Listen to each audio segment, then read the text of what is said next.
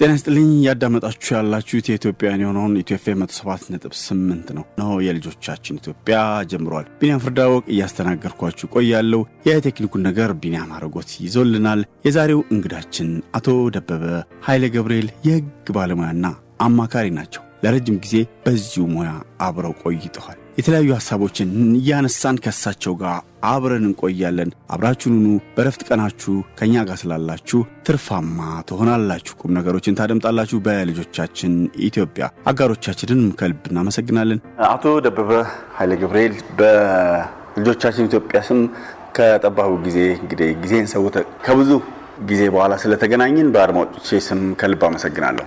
እኔም በጣም አመሰግናለሁ። እንግዲህ ፕሮግራማችን አለው የተለመደ ሰሞንኛ ጉዳዮች አሉት። የዛሬው እንግዲህ የህግ አማካሪ ስለሆንክ በህግ ጉዳዮች ላይ ሰሞንኛ ጉዳዮችን ላንሳለህ።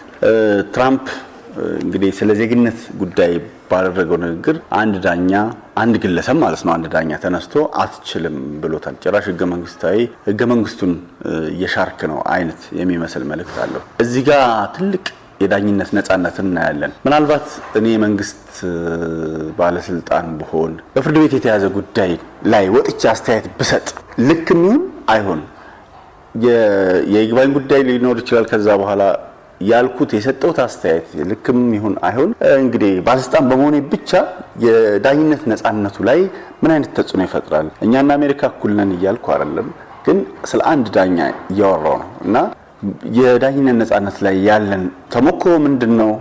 ይሄ ነገር ወዴት ይዞን ይሄዳል? አመሰግናለሁኝ። ይሄ እንግዲህ አሁን ያነሳው አሜሪካ ላይ ያነሳው አይነት ጉዳይ ኢትዮጵያ ውስጥም ያጋጥማል፣ የተለመደ ነው። በተለይ አንዳንድ ጉዳዮች በፍርድ ቤት ተይዘው ያለ ከፍተኛ የመንግስት ባለስልጣናት እስከ የሀገር መሪዎች ድረስ በፍርድ ቤት በተያዘ ጉዳይ ላይ አስተያየት ሲሰጡ እናያለን፣ ያጋጥማል እንደዚህ አይነት ነገርና ይሄ አይነቱ ነገር ተጽዕኖ ያሳርፉም ብሎ ማለት አይደለም። በተለይ እንደኛ አይነት ሀገር ላይ የፍርድ ቤት ነጻነት ገና በእጅጉ ባልጠነከረበት ሀገር ላይ ትልቅ ተጽዕኖ ያስከትላል። አንዳንድ ጊዜም ፍርድ ቤቶቹ ወዴት አቅጣጫ እንደሚሄዱ የመወሰን አይነት ይመስላል። እነዚህ ከፍተኛ የሚባሉ ባለስልጣናት አስተያየት ሲሰጡ በፍርድ ቤቶች የዳኝነት ነጻነት ላይ ትልቅ አሉታዊ ተጽዕኖ እንዳለው ምንም የሚያጠራጥር አይደለም። ይሄ አሁን እነሱ ጋር እንግዲህ የዳኝነት ነጻነት በጣም በእጅጉ በጠንካራ እንግዲህ ሙሉ ነው ባይባልም ግን የተጠናከረ የዳኝነት ነጻነት አለበት ተብሎ የሚታሰብ ሀገር ነው አሜሪካ። ሌሎች ሀገራትም እንደ ሞዴል የሚወሰድበት ሀገር ነው። ይሄንን ብለን ስንል ግን እነሱ ጋርም ቢሆን የዳኝነት ነጻነት እንደው በሚፈለገው መጠን ወይም ደግሞ እኛ በምናስበው አይነት የተሟላ ነው የተረጋገጠ ነው ብሎ ለማለት ያስቸግራል። አንዳንዴ እነሱም ለምሳሌ በአይዲዮሎጂው በፓርቲ አይነት ነገር ሆነው ሲሄዱ ይታያሉ። ወይ በሪፐብሊካኑ ወይ በዲሞክራቶቹ ሳይድ ግልጽ ሆኖ ወጥቶ አንዳንድ ጉዳዮች ላይ ውሳኔ ሲሰጡ እንመለከታለን። ያጋጥማል። ወደ ፓርቲው ጋር በመሄድ ወይም ደግሞ ፓርቲው የሚያቀነቅነውን አይዲዮሎጂ ያንን ይዞ የመሄድ ነገር እንዳለ ኢቨን በጣም የነሱ ቁንጮ ነው የሚባለው የሱፕሪም ኮርት ጠቅላይ ፍርድ ቤታቸው ጋር ራሱ እንዲህ አይነት ነገር ያጋጥማል። ዳኞቹን ራሳቸው 11 ዳኞች ናቸው። እነዚህን ዳኞች ይሄ የተሾመው በዲሞክራቶቹ ነው፣ ይሄኛው የተሾመው በሪፐብሊካን ነው፣ ይሄንኛው የሪፐብሊካኑን የነሱን ሀሳብ የሚያቀነቅን ነው፣ ይሄንኛው የዲሞክራቶችን የሚያቀነቅን ነው የሚል ያጋጥማል። ቮትም ሲያደርጉ አንዳንዴ ሪፍሌክትድ ይሆናል እዛ ላይና አንዳንድ ጊዜ ዳኝነት ነጻነት ብለን ስንል አንጻራዊነት ነው ልንወስደው የሚገባው እና ኢቭን አደጉ ተብሎ የሚባሉት ጋም እንዲህ አይነት ነገር አለ። እንግዲህ ዳኞች ለህሊናቸው ለህግ እና አንዳንድ ቦታ ጋር ደግሞ ፈጣሪያቸውንም ይባላል። እንግዲህ የህሊና አለ፣ ከዛ ህግ አለ፣ ከዛ ደግሞ ወይ ሃይማኖታቸውን መሰረት ያደርጉና ለአምላካቸውም ይባላል። ግን በዋናነት ለህሊናቸውና ለህግ ብቻ ነው ተገዢ ሆነው እንዲሄዱ የሚጠበቀው። ግን በዚህ ሂደት ውስጥ ተፈጥሮ ነውና በተለያየ ምክንያት ሰዎች አውቀውም ይሁን ሳያውቁ ዳኞችን ጨምሮ ወደ አንድ ጉዳይ ማመዘናቸው አይቀርም። እንደዛ ሆኖ ይመጣል። ስለዚህ አሁን ይሄ ቅድም ባነሳው ላይ ፕሬዚዳንት ትራምፕ እንደዛ ብሎ ሲናገር በፍርድ ቤት በተያዘ ጉዳይ ላይ የለም እንዲህ ማለት አትችልም ተብሎ መባሉ ይሄ የሚጠበቅ ነው። ምክንያቱም እንደዛ አይነት አስተያየቶች በዳኝነት ስራ ላይ በዳኝነት ነጻነት ላይ ተጽዕኖ ስለሚያመጡ ማለት ነው። እኛ ሀገርም ቅድም እንዳልኩትኝ ያጋጥሙናል እንደዚህ አይነት ነገሮች አደባባይ ወጥቶ ይሄ እንዲህ ነው ብሎ ማለት እሱ ይከብዳል። በተለይ ከትላልቅ ኃላፊዎች ጋር በሚመጣበት ጊዜ ዳኞች ላይ ተጽዕኖ ማሳረፉ አይቀርም። ይሄ ማለት እንደው ፍርድ ቤት የተያዘ ጉዳይ ሙሉ ለሙሉ አይነካም፣ አስተያየት አይሰጥበትም ብሎ ማለት አይደለም። ሊደረግ ይችላል። ግን ማን ነው ያንን ያለው? በምን ሁኔታ ነው ያንን ያለው? ጊዜና ሁኔታውም ጭምር ይወስነዋል።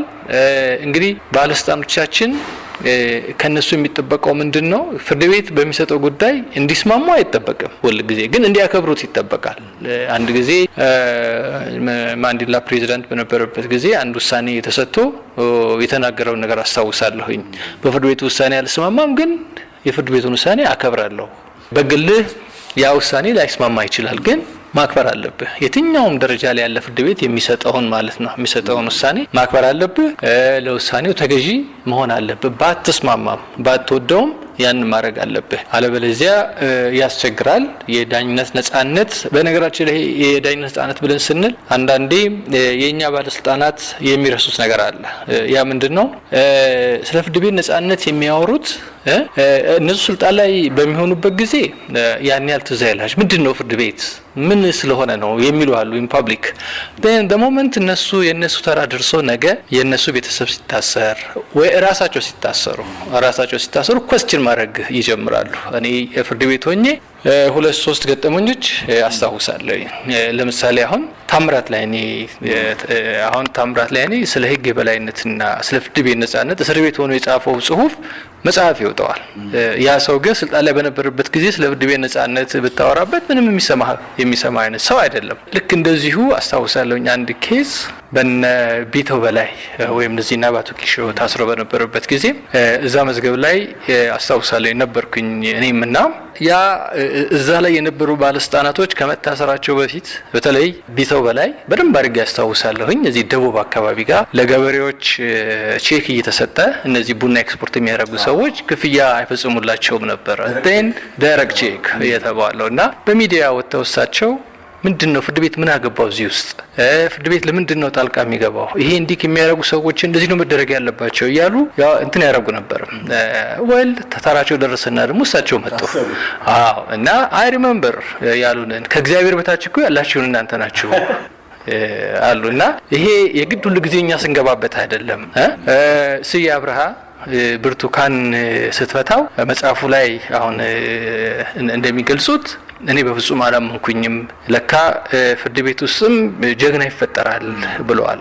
ይሄ እንግዲህ በእሳቸው ስለመጣ ነው እንጂ እሳቸው በወዳኛው ወገን ቢሆን ኖሮ ብርቱካን እዚህ ይሏታል ወይ የምትለው ሌላ ነገር ነው። እና አንዳንድ ጊዜ የዳኝነት ነጻነት የፍርድ ቤት ነጻነት ብለን ስናወራ ነግበኔ ነው እና የፍርድ ቤትን የምናከብረው የፍርድ ቤትን ነጻነት የምንጠብቀው ለማንም ብለን ሳይሆን ለራሳችን እና ለሌሎች ብለን በተለይ ለራሳችን ጭምር ብለን ነው ይሄንን የምናደርገው።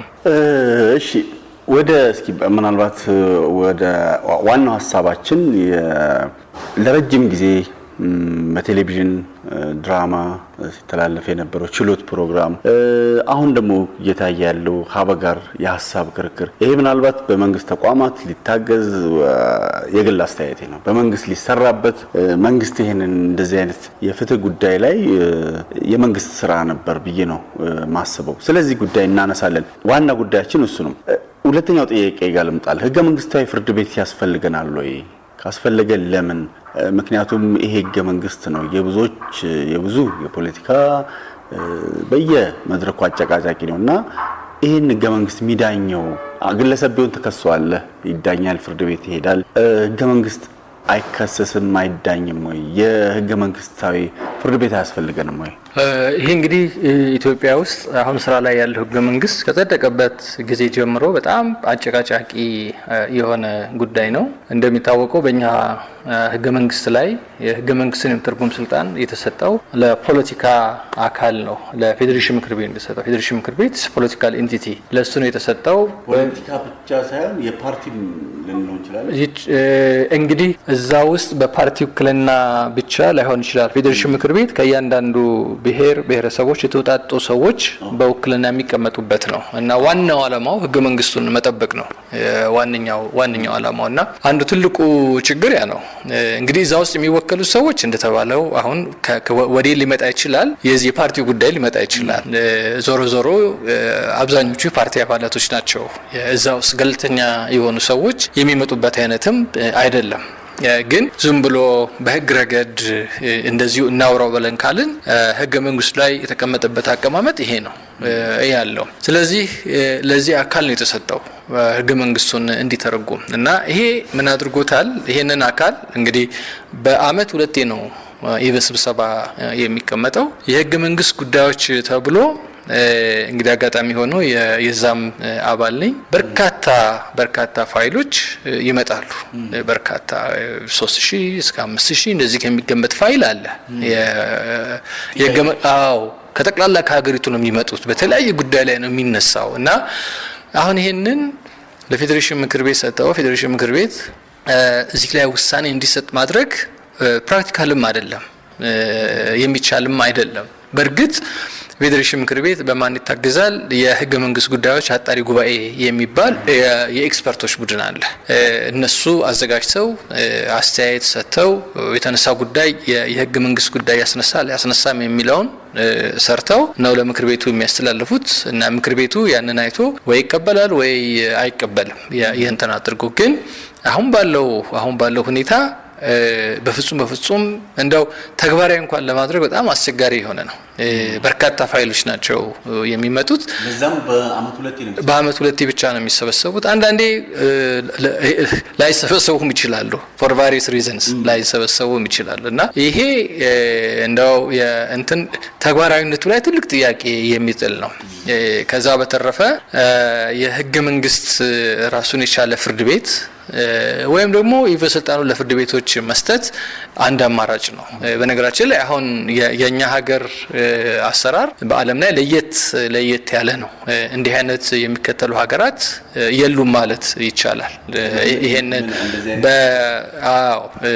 ማለት ትርጉሙን ለፖለቲካል ቦዲ ሰጥቶ ከፍርድ ቤቶች ውጪ አድርጎ ወይም ደግሞ ራሱን የቻለ ኤንቲቲ እንግዲህ መሆን ያለበት ምንድነው? በዓለም ላይ ያለው ልምድ አንዳንዶቹ ራሱን የቻለ ህገ መንግስታዊ ፍርድ ቤት ብለው የሚያቋቁሙ አሉ። ያን ብቻ ነው የሚመለከተው። አንዳንዶቹ ደግሞ በፍርድ ቤት ውስጥ አድርገውት ግን የህገ መንግስት ጉዳዮችን ብቻ የሚመለከት ሊያደርጉት ይችላሉ። ከዛ በተረፈ ግን እንዲህ አይነቱ በተለየ አሬንጅመንት የተቀመጠ የኛ ነው ያለው እና እንግዲህ ለዚህ የሚሰጥ ጀስቲፊኬሽን አለ። ምንድነው? አንዱ ጀስቲፊኬሽን ዳኞች በህዝብ የተመረጡ አይደሉም። ነገር ግን ይሄ የፌዴሬሽን ምክር ቤት ላይ ያሉ ሰዎች የህዝብ ውክልና ያላቸውና ከምንም በላይ ደግሞ ህገ መንግስቱን ለመጠበቅ ትልቅ እንትን ያላቸው ናቸው። ስለዚህ እንደዚህ በህዝብ ያልተመረጡ ዳኞች በየጊዜው እየተነሱ ህገ መንግስቱን ሞዲፋይ ሊያደርጉት ሊያስተካክሉት ወዲያ ወዲህ ሊሉት አይገባም የሚል የጠባቂነት አይነት እንትን አለው። ዞሮ ግን ትልቁ ነገር ምንድነው? አሁን በእኛ ሀገር ያለውን የህገ መንግስት ጉዳዮች ራሱ እንዳያድግ የህገ መንግስታዊ ፍርድ ቤት ወይም ደግሞ የህገ መንግስት ጉዳዮች ለፍርድ ቤት መስጠት የሀገሪቱ ህግም በጣም እንዲያድግ ያስችልሃል። ትርጉሞችን በማምጣት የሌሎችን ሀገራቶች ልምድ በማምጣት ጥናት በማካሄድ በተለያየ ምክንያት አንድ ድንጋጌ ምን ማለት ነው የሚለውን ነገር በመተንተን የሀገር የስነ ህግ ወይም ደግሞ ጁሪስፕሩደንስ የበለጠ እንዲያድግ ያስችል ነበረ። በተፍታታ መልኩ መሄድ ይችል ነበር እና አንዱ የጎዳው ያንን ይመስለኛል በዋናነት። ዞሮ ግን ህገ መንግስታዊ ፍርድ ቤት ወይ በፍርድ ቤቶች ውስጥ ሆኖ ወይም ደግሞ ራሱን ችሎ መቋቋሙ ምንም የሚያጠያይቅ ነገር አይደለም፣ የግድ አስፈላጊ ነው። እሺ እኔ ማስታውሰው ስለ ህገ መንግስቱ ሲወራ የቀድሞ ጠቅላይ ሚኒስትር ሲሉት የነበረው ይሄ ህገ መንግስት ተሞክሮ ከተለያዩ ሀገሮች ተሞክሮ እንደ ህንድን ይጠራሉ፣ ብዙ ሀገሮች ይጠራሉ። ይህንን ተሞክሮ የህገ መንግስቱን ተሞክሮ ከሌሎች ሀገሮች ቀምረህ ከሆነ ለምንድነው ፍቺው ትርጉሙንስ በዛው መልክ ያላረከው? እኛ ሀገር ብዙ ጊዜ ህግ ሲወጣ ህጉን የሚያወጡ ሰዎች የሚሰጡት ምክንያት ነው ይሄ የተለያዩ ሀገራትን ልምድ አምጥተን ነው ይሉሃል እና እነዛ የሚሳቡ የሀገራት ልምድ ወጥነት ያላቸው አይደሉም። የሚጠቅምህን ከሆነ ቦታ ጋር ተሰበስብና በተለይ ከአይዲዮሎጂ ጋር ተሰበስብና መጨረሻ ላይ የምትፈጥረው ፍጡር ቅርጽ የሌለው ፍጡር ይሆናል። ከዛ የስዊድን ስትል የሆነ አንድ አንቀጽ፣ የጀርመን ነው ብለህ ስትለው የሆነ አንድ አንቀጽ ነው የሚሆነው፣ ወይ የህንድ ነው ብለህ ስትለው የሆነ አንዱ አንቀጽ ነው የሚሆነው። ወጥነትም የለውም እና ወጥነት ስለሌለው ላይክ ለምሳሌ ፍሬምወርክ ወስደህ የሆኑ ሀገራት ካንተ ኢኮኖሚ እድገት ጋራ ካንተ ባህል ካንተ የፖለቲካ እድገት ከተለያዩ ጋር አድርገህ እንደ ሪፈረንስ የሆኑ ሀገራትን ልትወስድ ትችላለህ። ከዛ በኋላ ደግሞ ያንን ታመጣውና ወደ ራስህ ነው የምታደርገው። አሁን እኛ ሀገር ትልቁ እንትን ምንድነው? በተለይ አንዳንድ ጊዜ ምን ይሆናል? አንዳንድ ህግጋት ላይ ክፉ ነገሮች ይሳባሉ ከተለያየ ቦታ ጋር። ይሄ መብት ላይ መብትን የሚገድቡ የዜጎች መብት የሚገድቡ የተለያዩ ድንጋጌዎች ይሳቡና ይሄ እኮ አንቀጽ እንደዚህ ያለ ብለህ ስትላቸው አይ ከስዊድን ነው ያመጣ ነው ይሉሃል።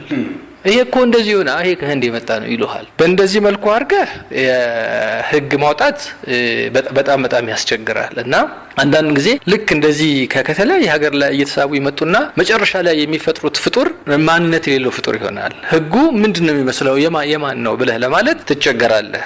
ከዚህ ጋር ወጥነት የለውም። ወጥነት ይጎድለዋልና ለዛው ደግሞ የሚሳቡ ጥሩ ነገሮች አይደሉም የሚሳቡት።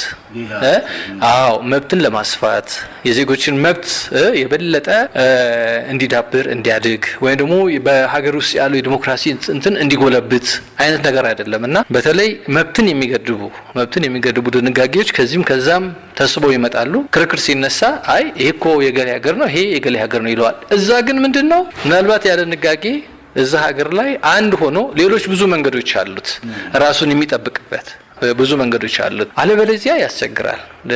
ወይ ከቀዳህ በወጥነት ሊሆን ይችላል ወይም ደግሞ በተለይ በዋናነት የዜጎችን መብት ሊያስከብር በሚችል መልኩ ዲሞክራሲያዊ ስርዓት ለመገንባት በሚያስችል መልኩ ነው መሆን ያለበት እንጂ እንደዚሁ መብቶችን ለመገደብ ወይም ደግሞ የለም እንደዚህ ባረገው ይሄ ይሻላል እያልክ ከአንድ ፓርቲ አይዲዮሎጂ ጋር እንዲመጣል እያረክ የምትሄድ ከሆነ እሱ ያስቸግራል እና ትልቁ ችግራችንም ይሄ ነው። ስንኮርጅም በአግባቡ አንኮርጅም።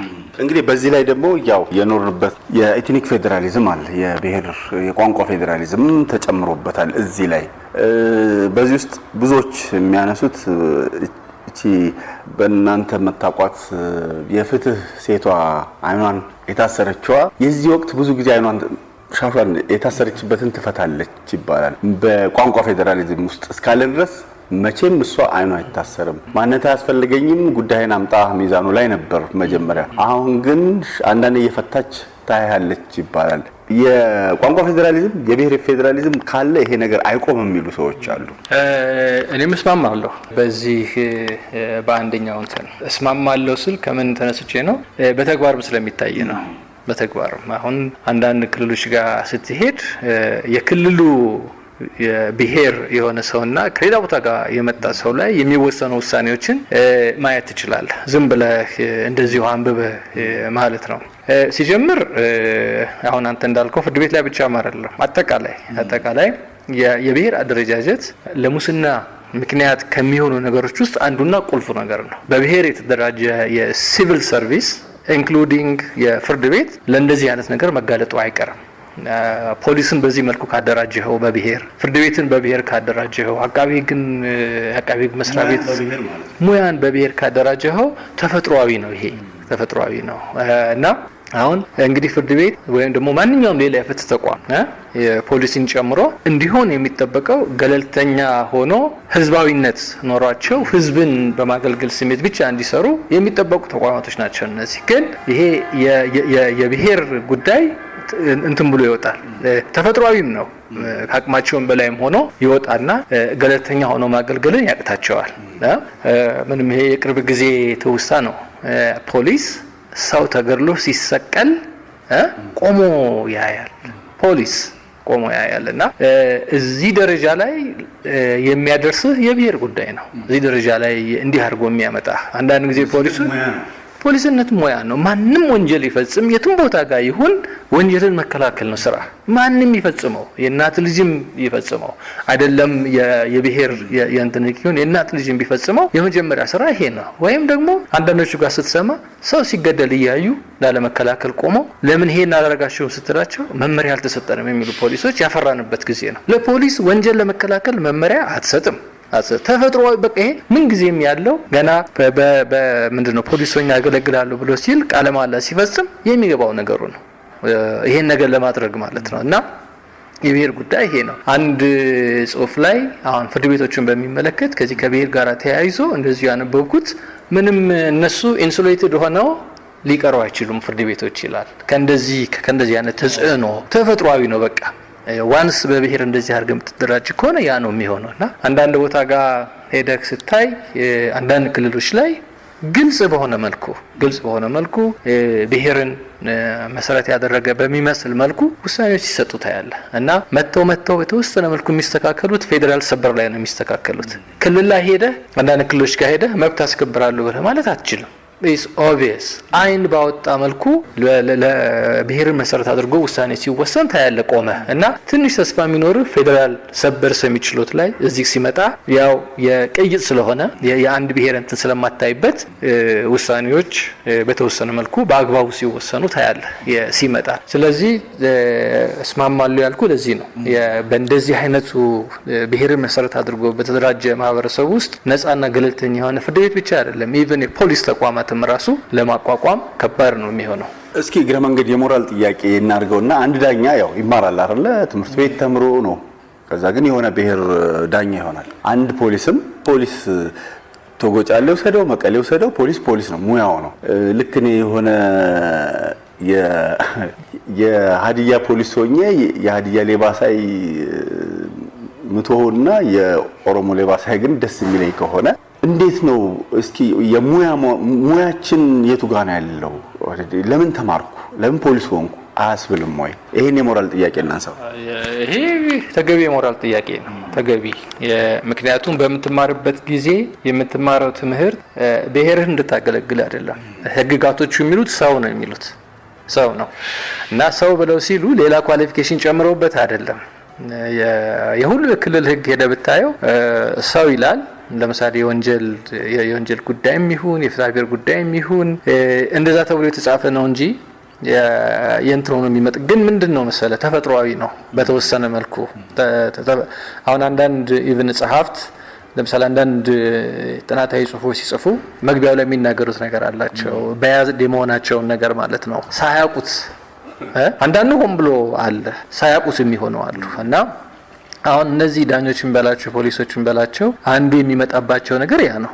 ምናልባት ያንዳንዱ ባለማወቅ ሊሆን ይችላል። ያንዳንዱ ደግሞ ሆን ብሎ ይሆናል። ገለልተኛነቱን አምኖ የለም እኔ ሰርቭ የማደርገው የሰው ልጅን ነው የሰው ፍጡርን ነው ሰርቭ የማደርገው እንጂ የኔን ብሔር ወይም የዚህን እምነት ተከታይ ሊሆን አይገባውም ብለው ማለት መቻል አለባቸው እና በተወሰነ መልኩ እንደዚህ ከሚያደርጋቸው ምንድነው መሰለህ አንዳንዴ የፖለቲካል አደረጃጀቱም ነው። ለምሳሌ ገዢው ፓርቲ የሚያቋቁማቸውን የፍትህ አካላት ገለልተኛ ሆነው እንዲቋቋሙ እሱ ምንም ይሁን ምን ሰርቭ እንዲያደርጉ አርጎ አይተዋቸው። ለምሳሌ ፖሊስን አሁን ምንድነው እኛ ሀገር በጣም ብዙ ጊዜ የሚያስቸግረን የመንግስት ስራና የፓርቲ ስራ ይደበላለቅና ይሄን እንኳን መለየት ያቅታቸዋል። እና አሁን ለምሳሌ የፖሊስ የፓርቲ ስራ ሲሆን ወይም ደግሞ ከመደበኛ ነው ብሎ ማለት መቻል አለበት። ይሄ ነው እኔ የመደበኛ እንትን አይደለም ግን ይሄንን ማለት ይችላል ወይ አይችልም አይደለም። በፖሊስ ደረጃ ያግርና እኔ አንድ ጊዜ ተወካዮች ምክር ቤት ደረጃ ላይ በፊቱ ላይ ለምንድነው እንደዚህ ከመታረጉት እናንተ ህገ መንግስቱ የሚላችሁ ለህሊናችሁና ለህገ መንግስቱ ለዚህ ህገ መንግስት ነው ተገዢ ብሎ የሚላችሁ ለምንድነው ይሄን የምታረጉት ብዬ ትልቅ ባለስልጣን ናቸው ጠየቅኳቸው። አይደበበ ከዚህ ኩስንውጣ ስራ የሚመድበን ይሄ አስፈጻሚ ነው ራሱ ነው የሚመድበን ፓርቲው ነው የሚመድበን እና ልጆቼን ምን ላርጋቸው ተመልሼ አገር ቤት ልሂድ ወይ አሁን ከዚህ ከአዲስ አበባ ከዚህ ወጥቼ ወደ አገር ቤት ልመለስ ወይ ሄጄ እና እኛ ይገባናል አሁን እናንተ የምትሉት ግን እዛ ደረጃ ያደረስን አይደለንም የሚል ነው። እና ዞሮ ምንድነው ልክ ነው ትምህርቱ በዛ መልኩ ነው የሰው ልጅን ምንም ነገር ሳትጨምርበት ብሔርን፣ ዘርን፣ ቋንቋን፣ የኑሮ መሰረትን፣ የኢኮኖሚ ጉዳይ ምንም ሳታስገባ እንድታገለግል ነው የሚጠይቀህ የፍትህ ጉዳይ። ግን ምን ይሆናል?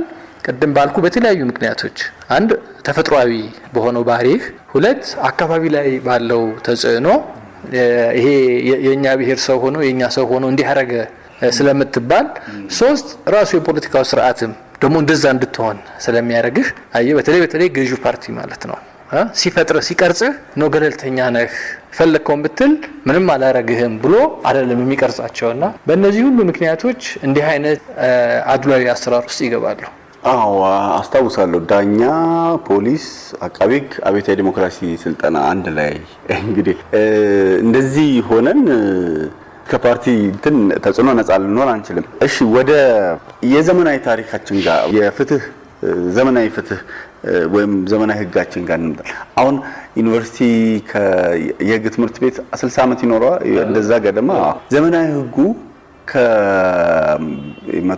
ከ80 በመቶ የሚሆነው አርብቶ አደር አርሶ አደራችን ጋር ምን ያህል ደርሷል? ስንት ሰው በ48 ሰዓት ውስጥ ፍርድ ቤት ደርሷል? ከዚች ምናልባት ከአዲስ አበባ የሆነ ኪሎ ሜትር ወጥተህ ዘመናዊ ህጉ ምን ያህል ደርሶናል?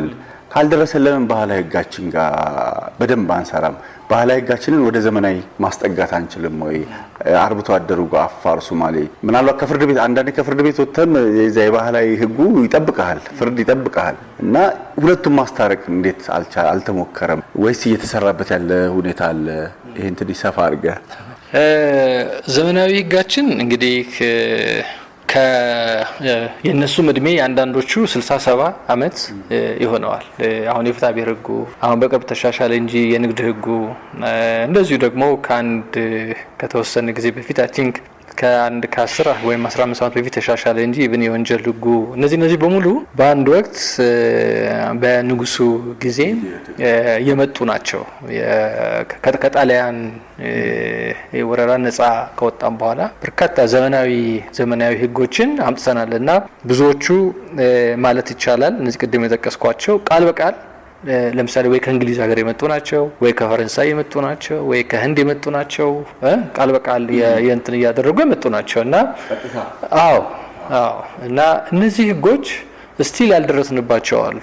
በነዛ ባደገ ያን ጊዜ ባደጉ የህብረተሰብ ክፍሎች እዛ ሌላ ሀገር ላይ ተቀረጹ ስለነበሩ ስቲል አሁን ዝም ብለህ አንዳንድ ድንጋጌዎችን የፍትሐ ብሔር ህጉ ላይም የወንጀል ህጉ ላይ እንኳን እንደው ባለፈው የእንትን ተደርጓል ስታይ በተለይ ፍትሐ ብሔር ህጉ ላይ በጣም አድቫንስድ የሆኑ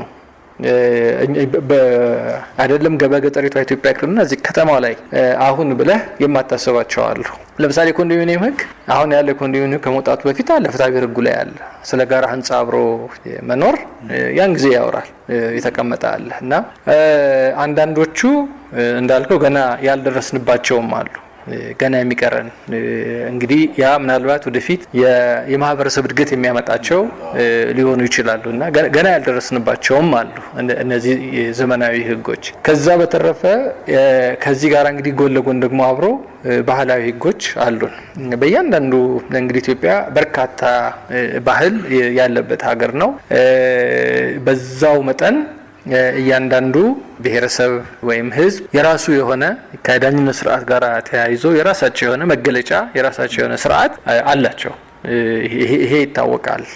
በኦሮሞ ወይ በአማራ ወይ በሶማሌ ወይ በትግራይ በተለያዩ እንትኖች ላይ ጥናቶችም ተደርገዋል ይሄን በሚመለከትና እነዚህ እንዴት አድርገን አጣጥመን ከዘመናዊ ህግ ጋር መሄድ እንችላለን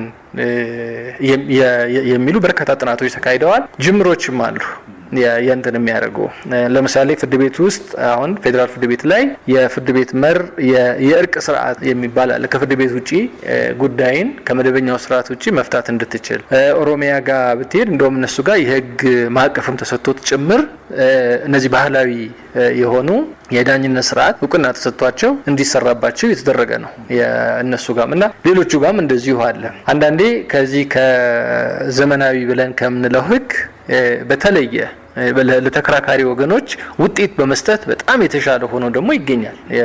ይሄ እንትኑ የባህላዊው ኢቭን አሁን አንዳንድ ጊዜ አንዳንድ ቦታ ጋር መሐላ ላይ ፍርድ ቤት አሁን የተለመደው ክርስቲያን ነህ ሙስሊም ነህ እጅን አውጣ እንዲህ ሰብሎ ይባላል እና አንዳንድ ቦታ ላይ አይ በዚህ ሳይሆን ተብለው በእምነታቸው በተለየ እምነታቸው እንዲምል ያስደርጉታል።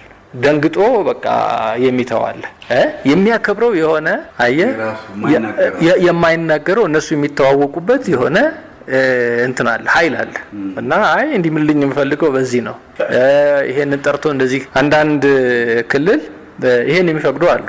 ኦኬ በቃ እንደዚህ አድርገማል ድንጋይ ይዞ ይማልልኝ ሊል ይችላል ወይ ጨሌ ሊሆን ይችላል እንትን የሚያደርገው ኦ ደግሞ የሆነ ስም ይሄንን ጠርቶ ይማልልኝ ይላል የእንትን አድርገው እና እውነቱን እንዲናገር ለማድረግ ማለት ነው። ስለዚህ አንዳንዴ በውጤት ረገድም በሂደት ረገድም የባህላዊው በጣም እንትን ሆኖ ይመጣል ከዘመናዊው በተሻለ መጠን ሆኖ ሊመጣ ይችላል። ግን ይሄንን ብለን ስንል አሁንም የዘመናዊው ሕግ አያስፈልገንም ብሎ ማለት አይደለም። ምክንያቱም እዛ ባህል ውስጥ የሌሉ ሰዎች ደግሞ ይመጣሉ። በተለይ አሁን ኢትዮጵያ አየህ አንድ በአማራና የኦሮሞ ተወላጅ በሆኑ ሰዎች መካከል ባለ ክርክር የአንደኛውን ብሔር ባህል ይዘህ እና ኑ በዚህ ነው የምትሄዱት ብለህ ልትላቸው አትችልም። የሚያግባባቸው የጋራ የሆነ አንድ ኮመን የሆነ የህግ ስርዓት ያስፈልገናል እና ሁለቱንም ባላንስ አድርጎ መሄድ ይቻላል። ያንኛውንም ይሄንንም አንዳንድ ቦታ ጋር ለምሳሌ የነፍስ ግድያ ወንጀል ተፈጽሞ ከመደበኛ ፍርድ ቤት ውጪ ሆኖ ከመደበኛ ፍርድ ቤት ውጪ ባለው ስርዓት መሰረት ተዳኝቶ የበለጠ ውጤታማ እንዲሆን ያደርጋሉ። የእንትን አድርገው የራሱ ውስንነት የለውም ብሎ ማለት አይደለም። ያንኛው የባህሉ ግን ምንድነው ምን አለ መሰለ በዳኝነት ስርዓት ላይ አሸናፊና ተሸናፊ የሚባል ነገር አለ። አሁን የዘመናዊው የዳኝነት ስርዓት አሸናፊና ተሸናፊን የሚፈጥር ነው። የባህሉ ግን አንዳንድ ጊዜ ሁሉንም አሸናፊ ሊያደርጋቸው ይችላል። ሁሉንም ምንድነው በሚሰጠው ውሳኔ ለምሳሌ የባህሉ ላይ በሚሰጠው ውሳኔ ተሸናፊ ወገንም ይቀበለዋል። አምኖበት ነው የሚሄደው። የሚሰጠውን ፍትህ ደግሞ ትክክለኛ እንትኑ ፈልገው ነው ሆኗል አልሆነም የሚለውን ደርሰውበት ነው ያንን የሚያደርጉት። ዘመናዊ ሕግ ላይ ያው ብዙ ክፍተቶች አሉ። አንዳንድ ጊዜ ጥፋተኛውን ልለቀው ትችላለህ በማስረጃ እጥረት የተነሳ። አንዳንድ ጊዜ ደግሞ ይፈን ያደጉ ሀገራትም እንደሚሆነው ባልሰራው ስራ ትፈርድበት ትችላለህ። አሁን እንደ አሜሪካ ባሉ ያደጉ ሀገራት በጣም ትልቅ ሲሪየስ ችግር የሆነባቸው ያለው ምንድነው ሰዎች ባልሰሩት ወንጀል በተለይ ጥቁሮች ተፈርዶባቸው 20 ዓመት 30 ዓመት የሚቀመጡ አሉ። አሁን ደግሞ አንድ ስሙ ጠፋኝ የሆነ ፕሮጀክት አላቸው እና ዋናው ስራው ምንድነው እነዚህ 20 30 ዓመት የታሰሩ ሰዎች በእርግጥም ይሄን ወንጀል ፈጽመው ነው የገቡት ተብሎ እንደገና እየተጠናላቸው ጠበቆች እንደገና መርማሪዎች እንደገና እየተመደቡ አንዳንዶቹ ከ20 ዓመት ከ30 ዓመት በኋላ ነፃ የሚወጡ አሉ። ወንጀሉን የፈጸመው ሌላ ሰው ሆኖ ይገኛል ወይ ወንጀሉ አልተፈጸመ ሆኖ ይሆናል እና የዘመናዊው እንትን እንዲህ አይነትም ውስንነቶች አሉበት የሚያመጣው። ግን ዞሮ ሁለቱንም አድርገን መሄድ እንችላለን ለማለት ነው። ቅድም ስለ መሐላ አስተናሳለኝ ባመነው ይምላል ነው። ቅዱስ ቁርአን አለ፣ መጽሐፍ ቅዱስ አለ። ከዛ የኔ እምነት ምን እንደሆነ አታውቅም ባመንከው ነው ማል ያልከኝ። በሐሰት የሚመሰክሩ ከዛ በኋላ በሐሰት የሚፈረድባቸው በኋላ ከረጅም ጊዜ በኋላ ደግሞ እንግዲህ ሟች የተባለው ሰውዬ በህይወት ሊገኝ ይችላል። ማን ነው ካሳ የሚሰጠው? በእኛ ህግ በሐሰት ተመስክሮበት ሳይሞት ሞተ ለተባለው ሰውዬ እንደው ካሳ አለው ወይ? ወጥቶ ቢገለስ ተጠያቂ ነው ወይ? እንግዲህ አንዱ የኛ ሀገር ህግ እንደ ክፍተት የሚታይበት ነገር እና በጣም ትልቁ ክፍተት እነዚህ በሐሰት ተወንጅለው የታሰሩ ሰዎች እነሱን በሚመለከት የካሳ ስርዓት የለንም። የፍትሐብሔር ህጉ ላይ የተቀመጠ በጣም ቀጭንና አወዛጋቢ የሆነ ድንጋጌ ያለ ሶፋር ይሄን የሞክረው የለም። እኔ እንግዲህ ባለ ልምድ ለምሳሌ ከሽብር ችሎት ላይ ሰርቻለሁ እና ችሎት ላይ ሰርቻለሁ። እዛ ላይ 10 ዓመት ታስረው ምንም ማስረጃ ሳይኖርባቸው የሚወጡ ሰዎች አሉ። ምንም ሲንግል አንድ የሆነ ይሄን ነገር አድርጓል ተብሎ ሳይባሉ ማለት ነው። ሰዎች አንዳንዴ ምን አለው መሰለ የፍትህ ስርዓቱ ውስጥ የፍትህ ስርዓቱን መጠቀሚያ የሚያደርጉ ሰዎች አሉ እና በተለይ እኛ ሀገር የዘመቻ እንትኖች አሉ፣ ክሶች ይመጣሉ በየወቅቱ የዘመቻ ሆነው እና እዛ ላይ ያንን እንደ መጠቀሚያ አድርገው ምንም ጥፋት ያላጠፉ ሰዎችን ቀላቅለው ከተው የሚያሰቃዩ የፍትህ አካላት አሉ ማለት ተቋማቱ ሳይሆን ግለሰቦች አሉ ይሄንን የሚያደርጉና አንዳንድ ሰዎች እንደዚህ ሆነው ከ10 ዓመት ከ12 ዓመት በኋላ በነጻ ተብለው ሲሰናበቱ እነዛ ሰዎች ተመልሰው መጥተው ነው አላግባብ ነው የሆንኩት እና ይሄን ያህል ነገር አጥቻለሁኝ ብለው የሚጠይቁበት ስርዓት የላቸውም። የእንትን አድርገው እኔ አሁን አንድ መዝገብ ላይ በደንብ አድርጌ የማስታውሰው የቀይ ሽብር መዝገብ ላይ ሻሸመኔ አካባቢ የተፈጸመ ወንጀል ነው። አሊ ሙሳ ወደ ባሌ ሲሄድ ሻሸመኔ ላይ ያርፋል እና ዘን እዚህ አካባቢ ጸረ ቤተኞች የሉም ወይ ይልና ያን ያው ጸረ ቤተኛ ብሎ ዝም ብሎ መግደል የትልቅነት ነገር የዝና ነገር ስለሚሆን ግን ከተማው ላይ ያሉ ሀብታሞችን ወደ 40 የሚጠጉ ጸረ ቤተኛ ብለው ሰብስበው የቡና ቤት የነጋዴ ምናምን ናቸው የተሰበሰቡትና እነዛን ሰዎች ደግሞ ማን ነው እንዲገላቸው የሚደረገው? ሰራተኞቻቸው ጉድጓድ ተቆፍሮ የራሳቸው ሰራተኞች እንዲገሏቸው ይደረጋል። ይሄ ተፈጠረ። አሁን ከዚህ ወንጀል ጋር ተያይዞ አቃቤ ሕግ ልዩ አቃቤ ሕግ አስታውሳለሁኝ ወደ 40 የሚሆኑ ሰዎች በዚህ ወንጀል ተሳትፈዋል ብሎ ክስ አመጣ። ዜን መዝገቡን ስንመረምረው ከ40 20 በቦታው ላይ የሌሉ ሰዎች ናቸው። ኦኬ እነሱ በነጻ ተሰናበቱ። የእንትን አድርገው በነጻ ከተሰናበቱት ውስጥ አንድ ሰውዬ አስታውሳለሁኝ። ያ ሰውዬ ስሙ አይዶንት ስም መጥራት ይኑርብኛ አላቅም። የሚኖረው ግን ናዝሬት ላይ ነው እሱ የሚኖረው። ግን ምን አድርገውታል? የሻሸመኔ መዝገቡ ውስጥ ቀላቅለው ከተውታል። ሻሸመኔ መዝገቡ እሱ የለም አልነበረም። ሻሸመኔ ላይ የነበረው አስተዳደር ሌላ ሰው ነው። የስም ልዩነቱ ገርቢና ገብሬ በሚል ነው ያባታቸው የስም ልዩነት። ግን ቀላቅሎ እዚህ ውስጥ ከተውታል። ይሄ ሰውዬ እስር ቤት ገባ። እስር ቤት ሲገባ ሚስቱ ያገባት ሚስት ልጅ አይወልድላትም። እሷ ግን ልጅ አላት። ያው እሷ ውክልና ሰጥቷት ምናምን ነው የገባው። ነጋዴ ነው፣ የራሱ መኖሪያ ቤት አለው፣ የትራንስፖርት እንትን አለው እና ይሄንን በኋላ ጠበቃው ናቸው የሚያጫውቱኝ። ይሄ ሰውዬ ከእስር ቤት ሲወጣ ያቺ ሚስቱ ምን አድርገዋለች? አየህ ልጅም ስላልነበራት ንብረቱን በሙሉ ሸጣበታለች ሰውየውን። ከዛ ያኔ ነፃ የሚወጡ ሰዎች የፍርድ ቤት ውሳኔ በሬዲዮ ይነገራል። ይሄ ሰውዬ መፈታቱ ሲነገር ጠፋች። እሷ ሲወጣ የሚገባበት ቤት አልነበረውም። ነጋዴ ነው፣ ተሽጧል። አውቶቡስ ነበረው፣ መኖሪያ ቤት ነበረው፣ ተሽጧል። ምንም መሄጃ የለውም። ይሄን እናርጋዋለች። ሰውየው በነፃ ወጣ። እንግዲህ ወደ 5-6 ዓመት ከታሰረ በኋላ ማለት ነው እንደዚህ ሆነ። ከዛ እዚሁ መዝገብ ላይ ሌላ ደግሞ ሴትዮ ስሟ እሷ ደስታ ይባላል እና እሷ ደግሞ ምን ተብላ ነው የገባችው? ያን ጊዜ የአንድ ቡና ቤት ሰራተኛ ነበረች እና የቡና ቤት ባለቤት የገደለችው ይቺ ናት ተብላ ነው የገባችው። እንትን ተኩሳ የገደለችው ይቺ ናት ተብላ ነው እዛ መዝገብ ላይ እና የሴትዮ መከላከያ አምጪ አልናት። መከላከያ አምጪ ስንላት ለልዩ አቃቤ ሕግ ምስክር የነበሩትን ሰዎች መልሳ አመጣቻቸው። እንዴ እነዚህ እኮ ናቸው መስክረውብሽ ተከላካይ ያልነው አልናት። ኖ እኔ ላይ አይደለም የሚመሰከሩት ሌላ ሰው ላይ ነው አለችን። ከዛ መጡ እነሱ። ኦኬ ባለፈው እንዲህ ብላችሁ ነበረ፣ አሁን ምንድነው የምትመሰከሩት አልናቸው። እኛ እኮ ያልነው ደስታ ይቺን አይደለም፣ ያቺኛዋ ደስታማ አቃቤ ሕጉ ለቋት አሜሪካ ገብታለች አሉን። ይቺ እኮ ተመልከት፣ አጋጣሚ ሆነ እቺን ቡና ቤት ሰራተኛ ናት በስም አንዳንዱ ሆን ተብሎም የሚደረግ አለ እና እቺ ሴትዮ በዚህ ውስጥ ገባች። ግን አንድ ደስ የሚለው ነገር ምንድነው መሰለ፣ በኋላ ይሄን ታሪክ እንደሰማሁት እቺ ሴትዮም ስትፈታ ያንኛው ሰውዬ ደግሞ ይሰማል። ያ ቅድም የነገርኩ ሰውዬ በሬዲዮ ይሰማል የመለቀቋል። እስር ቤት ይለያዩ እንጂ ፍርድ ቤት ሲመጡ ምናምን ያ ቃል ምናምን ታሪካቸው እንደዚህ እንደሆነም በስም ስተት የገቡ መሆኑንም ይተዋወቃሉ። ከዛ ጠበቃው ሲያጫውቱኝ ይችን ሴትዮ ደግሞ ያው ተፈታ ተብሎ ፍርድ ቤት ትእዛዝ ሰጥቶ ለመፍቻ ይዘው ሲሄዱ ይጠብቃቸዋል። በር ላይ ማረሚያ ቤት ያገኛቸውና ምን ይላቸዋል? እባክዎትን እንደዚህ እሷ መፈታቷን ሰምቻለሁኝና ሽምግልና ልልኮት ነው አላቸው። የምን? አይ ሂዱና እሷም የምትሄድበት እንደሌላ ታውቃለሁኝ፣ እኔም እንደዚህ ይሆኛለሁኝ፣ ሽማግሌ ሆነው ያጋቡን አላቸው። ጠበቃው ገብቼ የመፍቻ ይዤ ሄጄ ይዘን እየወጣን ከእስር ቤት ነገርኳት አሉ። ይጠብቅሻል ደጅ እንዲህ አይነት ሀሳብ አለው ምን ይመስልሻል ይሏታል። ምን መሄጃ አለኝ እሷም የላትም የምትሄድበት በእርግጥ እና ሰውየው በቃ ክራውን ገብተን ምሳ በልተን አጋብቻቸው ተያይዘው ሄዱ አሉኝ።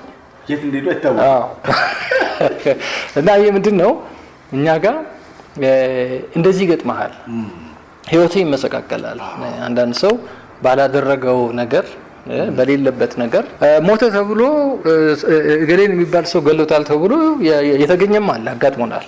የቀይ ሽብር ላይ አለ ያ የተባለው ሰውዬ እንዴ ያለው አልሞትኩም ብሎ ይመጣበት አለ። ሰውየው ግን ተገሏል ተብሎ ሰው ታስሮበት ብዙ ቆይቷል። እና ምንድነው እኛ ሀገር አሁን ይሄ የህጉ ክፍተት እንደዚህ ስላለ ሰዎች ይሄን ያለ አመት ታስረው ሲለቀቁ ያላቸው ምርጫ የተለቀቁበት ቀን ገብርኤል ከሆነ ገብርኤል በያውት ማክበር ነው። በቃ ምንም ሌላ ነገር የላቸው፣ ሌላ ካሳ የላቸው። በጣም አመሰግናለሁ። ወደ ዋናው ጉዳያችን እንግዲህ ንግባ። ችሎት ለረጅም ጊዜ በቴሌቪዥን በኢትዮጵያ ቴሌቪዥን ሲተላለፍ የነበረ እንግዲህ የፍትህ ስርዓትን ለማህበረሰቡ ለማስተማር ሲሰራ የነበረ አንዳንድ ሰዎች እንደውም ድራማውን ሲያዩ የምር ይመስላቸዋል የፍርድ ቤት እንደዚህ ግን ተቀርጾ ቢተላለፍ ምንድነው ይሄ ከግለሰብ ነጻነት አንፃር እንዲህ አይነት ጋር የተያያዘ ነው። የፍርድ ቤት ጉዳዮች እነዚህ ተቀርጾ ቢተላለፉ ከዛ ወደ ችሎት ናለኝ እንዴት ተጀመረ? ምን ነበር ሲገጥማቸው የነበሩ? ምን አይነት ጉዳዮች ላይ ታተኩሩ ነበር? በነገራችን ላይ የሚዲያና ፍርድ ቤት ጎን ለጎን ተያይዘው የሚሄዱ ናቸው። እኛ ሀገር አልተለመደም እንጂ እኔ አሁን ትንሽ ደቡብ አፍሪካ በነበረኝ ልምድ የደቡብ አፍሪካ አሁን ሚዲያ በጣም ከፍርድ ቤት ጋር አታችድ ናቸው። ፍርድ ቤቱም እንደዛው ለነሱ ተገቢውን መረጃ ይሰጣል። የተለየ ዝግጅት አድርጎ ነው ለሚዲያ የእንትን የሚያደርገው። ሚዲያውም እንደዛው ይዘግባል፣ ይከታተላል። እና ሚዲያውን እንደምን አድርገህ መውሰድ ትችላለህ መሰለ? እንግዲህ ፍርድ ቤቶች ነፃ ናቸው ብለን ስንል እንደው ምንም ተጠያቂነት የለባቸው ማለት አይደለም። ተጠያቂነት ነፃነት ከተጠያቂነት ጋር ነው። አዎ ሁለቱም አብሮ ነው። እና የፍርድ ቤቶችን ተጠያቂነት ወይም ደግሞ ግልጸኝነትንም ከምታረጋግጥበት መንገድ አንዱ ሚዲያው ነው። ለሚዲያው ዝግ በሚሆኑበት ጊዜ አየህ ከእንትን ይሸሸጋሉ። አሁን ፍርድ ቤቶች ውስጥ አሁን ከውጭ ሆነን የምንሰማውን አሉባልታ ልታስቀር ልትቆጣጠር ከምትችልበት መንገድ አንዱ ሚዲያው ነው። አየህ ለምሳሌ ግልጽ ሆኖ በሚዲያ የእንትን መደረጉ መተላለፉ ፍርድ ቤቶች ላይ ሊያመጣ የሚችለው ምንም የተለየ ነገር የለውም። ይልቁንም የነሱን ተጠያቂነት ያረጋግጣል በግልጽ ስለሚሰሩ። እና አሁን ህገ መንግስቱ ላይ ዳኛው እንግዲህ የተለየ ነገር ከሌለው በስተቀር የግልጽ ነው ዳኝነት። በግልጽ ችሎት የመዳኘት መብት ተብሎ ነው የሚባለው። በግልጽ ችሎት ብለህ ስትል ኢንክሉዲንግ ሚዲያ ነው። በግልጽ ችሎት ማለት እዛ ሄደ አዳራሹ ላይ ያለውን ብቻም አይደለም፣ በሚዲያውም ሊያልፍ ይችላል። በሚዲያውም የዚህ አካል ነው፣ የግልጸኝነቱ አንዱ አካል ነው። እና የፍርድ ቤቶችን አንደር ስክሩቲኒ በህዝብ እይታ በህዝብ ቁጥጥር ውስጥ እንዲወድቁ ጭምር ያረጋቸዋል የእንትን አድርገው። እና ሚዲያው ለምሳሌ በደንብ ቢገባ ይሄ ከህግ ውጭ የሚሰጡ ውሳኔዎችን የሚተች ኤክስፖዝ የሚያደርግ ለህዝብ የሚያጋልጥ ቢሆን ዳኞቹ ይፈራሉ። እንዴ ይሄ ነገር እንደዚህ ብዬ ወስኜ ፐብሊክ ሊሆን ነው። አሁን አንዳንዴ የምትሰማቸው የሚሰጡ ውሳኔዎች በጣም እንዲሁ ከህግ የወጡ ከመስመር የወጡ ውሳኔዎች ይወሰናሉ እና ተደብቀው ነው ያሉት።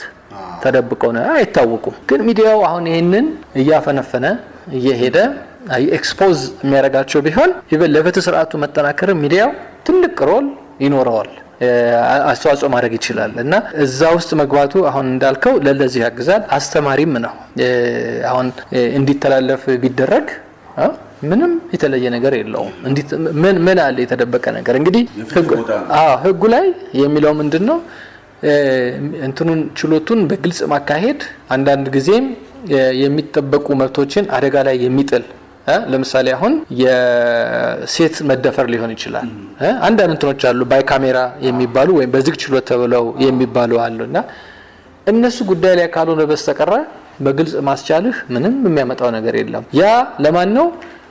ለተጎጂ ጥቅም ብለህ ወይም ደግሞ አንዳንድ ጊዜ ሀገር ደህንነት በጣም ከባድ የሆነ የሀገር ደህንነት አሁን አንድ ያስታውሳለሁኝ አብዱል መጂድ ሁሴን በአንድ ወቅት የመገናኛ ምናምን የነበሩትን እሳቸውን የገደሉት ሰዎች የነሱ ጉዳይ በግልጽ ችሎት መካሄዱ በሀገር ደህንነት ላይ ትልቅ ችግር ያመጣል ተብሎ ጥያቄ ቀርቦበት ክርክር ተካሂዶበት በዝግ ችሎት እንደተካሄደ አስታውሳለሁ። ወይም ደግሞ በጣም የተለመደው ደግሞ ከሴት መደፈር ጋር ተያይዞ ከሆነ ሴቷን ለዳግም ጥቃት ታጋለጣታል። የደብል ጂኦፐርዲ የሚባለው ነገር ያመጣልና እንደዛ እንዳይሆን በዝግ ችሎት ታደርገዋል። ህፃናት ደግሞ ከሆኑ የተደፈሩትን በዝግ ችሎት ታደርገዋል። ከዛ ውጪ ግን ከነዚህ ውስን ከሆኑ ጉዳዮች ውጪ ለካሜራ ከካሜራ ርቀው እንዲሆኑ የሚያደርግ ነገር የለውም። አይደለም ከካሜራ ይቅርና አሁን በአብዛኛው የተለመደው በጽህፈት ቤት ያስተናግዱሃል ዳኞች። በጽህፈት ቤት ሲሆን ዳኛውና አንድ ባለ ጉዳይ ብቻ ነው ያለው። ያም ራሱ ክልክል ነው። ያም ራሱ ዳኛው ካልታመመ በስተቀረ ችሎት ወጥቶ ነው ማስቻል ያለበት። ሌሎች ሰዎችም ገብተው እያዩት ማለት ነው። ሌሎች ሰዎችም ገብተው እንጂ ለብቻ እንዲህ አድርገህም ማነጋገር ክልክል ነው። ኤክሰፕሽን ነው ዳኛው ከታመመ እና እዛ ችሎት ላይ ቢቀመጥ ለምሳሌ ወይ ውሃ ያስፈልገዋል ቶሎ ወይም ደግሞ ሽንት ቤት መሄድ ሊኖርበት ይችል ይሆናል ወይ የሆነ ፋታ ይሰጠው ይሆናል። እንደዛ ካልሆነ በስተቀረ በአደባባይ ነው ወጥቶ ማስቻል ያለበት። በአደባባይ ነው እና ይሄ በግልጽ ችሎት የሚለው ቋንቋ ሚዲያውንም የሚጨምር ነው። ለምሳሌ እኔ ብዙ ጊዜ ሄጄ አንድ የፍትሐብሔር ጉዳይ ላይ ካሜራ ሄጄ ይህን ጉዳይ መቅረጽ ፈልጋለሁ ይሄን ችሎት ብል የትኛው አካል ነው የመፍቀድና የመከልከል ስልጣን ያለው? ችሎቱ ምናልባት ይሄ ጉዳይ በዝግ የሚታይ ነው ሊል ይችላል ከጉዳዩ ባህሪ ተነስቶ። ያ ደግሞ መታወቅ አለበት፣ መነገር አለበት። ለምንድነው በዝግ የሚታየው የሚለው ቅድም እንዳልኩ በልዩ ሁኔታ የሚመጣ ነው። በልዩ ሁኔታ እና ችሎቱ ነው የሚወስነው። ይሄንን ሌላ ማንም ሊወስን አይገባም። የጸጥታ አካል ወይም አሁን ይሁን የጸጥታ አካሉ ገና ከግቢ ካሜራ ይዛት ገባም ሊል ይችላል። ላፕቶፕ ይዛት ገባም ይልሃል። ገና ከደጅ ላይ ይሄ ተነግሯቸው ነው እንደዚህ አድርጉ ተብለው ነው ያ ይሆነው እንጂ ምንድነው ምን ችግር አለው? በራሱ ለሚተማመን ዳኛ በግልጽ ችሎት ማስቻል የህግ ግዴታ ያለበት ዳኛ አንተ ብትቀርጸው ምንም ሊከለክል አይገባውም። አንለስ የመዝገቡ ባህሪ ቅድም እንዳልኩትኝ በዝግ ችሎት መታየትን የግድ የሚል ካልሆነ በቀር። እሺ ችሎትን ስትጀምሩ ምንድን ነበር መነሻችሁ? ምን አይነት ልምድ አገኛችሁበት? የችሎትን ታሪክ ንገረኝ መጀመሪያ። እንግዲህ የችሎትን ስንጀምር ፍርድ ቤት እያለሁ ዳኛ ሆኜ አንድ እንትን ነበረበት። እንደዚህ እንዳሁኑ ብዙ ቻናል አልነበረም ድሮ እና አንድ ጊዜ የተጀመረ የቲቪ አፍሪካ የሚባል ቻናል ነበረ እና ያ ቲቪ አፍሪካ ላይ አንድ ሾው አለ። የጁዲ የምትባል አሜሪካዊት ሴት ዳኛ የምታስችልበት ነው። የቤተሰብ ጉዳይ የሚቀርብበት ነው እና ያኔ ዳኛ ሆኜ እሱን አይ ነበር። በጣም ነበር ኢምፕሬስ የሚያደርገኝ። ጉዳዮች ይቀርባሉ፣ እዛው ውሳኔ ትሰጣለች።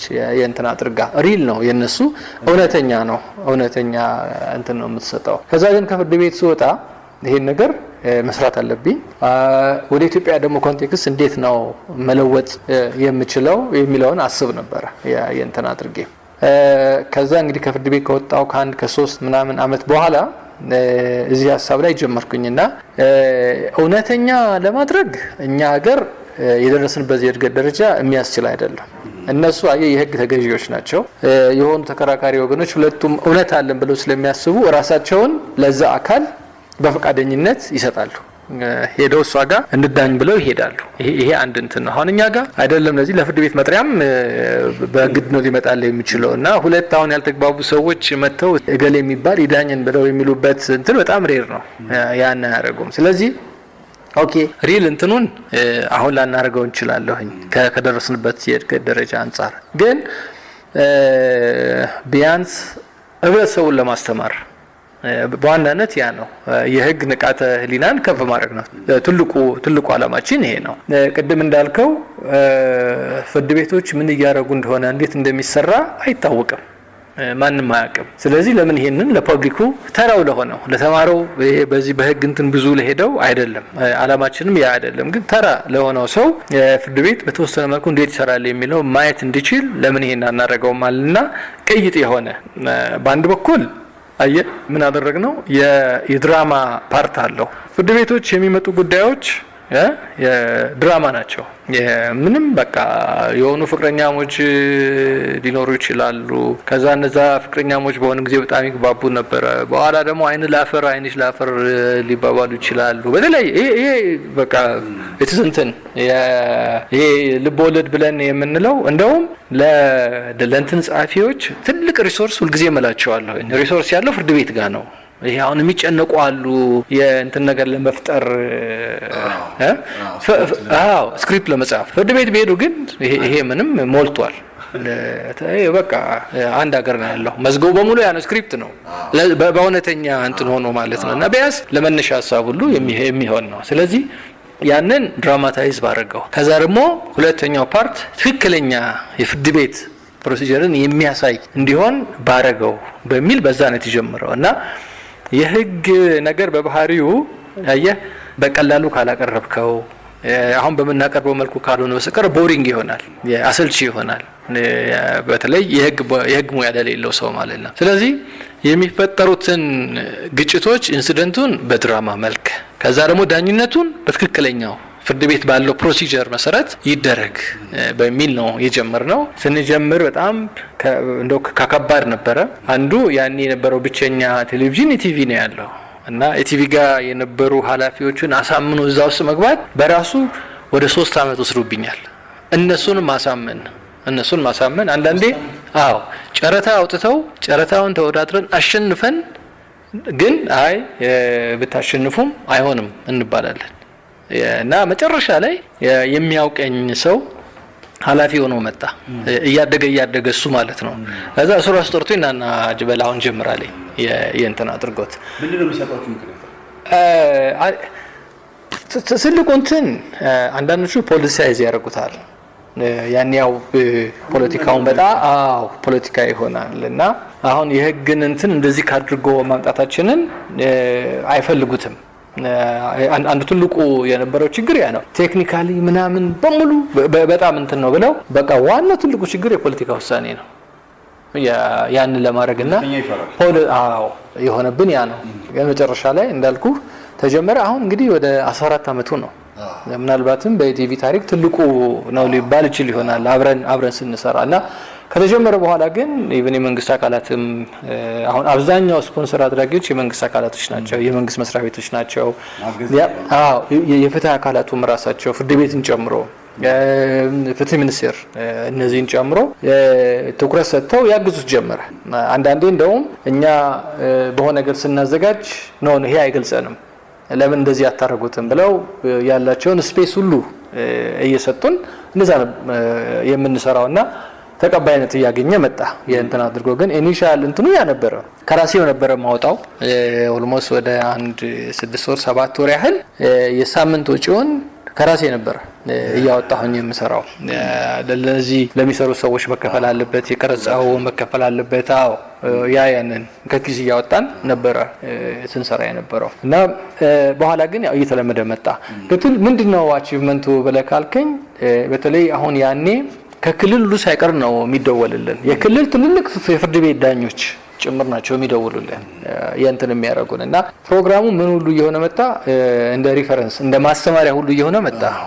ለስኩሎችም አካባቢ ጋር ያስተምሩበት ጀመረ።